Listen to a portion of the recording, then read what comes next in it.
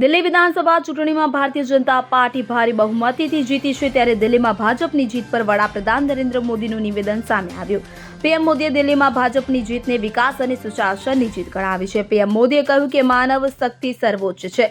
આ વિકાસ અને સુશાસનનો વિજય છે. દિલ્હીમાં મારા બધા ભાઈઓ અને બહેનોને ઐતિહાસિક વિજય અપાવવા બદલ મારા સલામ અને અભિનંદન. આ સાથે પ્રધાનમંત્રી મોદીએ લોકોને ખાતરી આપી હતી કે અમે દિલ્હીના સર્વાંગી વિકાસ અને અહીંના લોકોનું જીવન વધુ સારું બનાવવા માટે કોઈ કસર છોડીશું નહીં. મહત્વનું છે કે ભારતીય જનતા પાર્ટી 27 વર્ષ પછી દિલ્હીમાં સત્તામાં પરત ફરવા જઈ રહી છે. દિલ્હીમાં આમ આદમી પાર્ટીનો ખરાબ પરાજય થયો છે. પાર્ટી કન્વીનર અરવિંદ કેજરીવાલે પણ હાર સ્વીકારી લીધી છે. અરવિંદ કેજરીવાલ પોતે પોતાની બેઠક જીતી શક્યા નહીં, જ્યારે મનીષ સિસોદિયાને પણ હારનો સામનો કરવો પડ્યો હતો. મંત્રી સૌરભ ભારદ્વાજ સહિત શાસક પક્ષના ઘણા અન્ય અગ્રણી નેતાઓ ચૂંટણી હારી ગયા છે.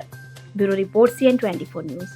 હવે જુઓ દેશ દુનિયાની તમામ ખબરો તમારી આંગળીના ટેરવે. ઉઠાવો મોબાઈલ અને Google Play Store પરથી ડાઉનલોડ કરો અમારી CN24 ન્યૂઝ મોબાઈલ એપ.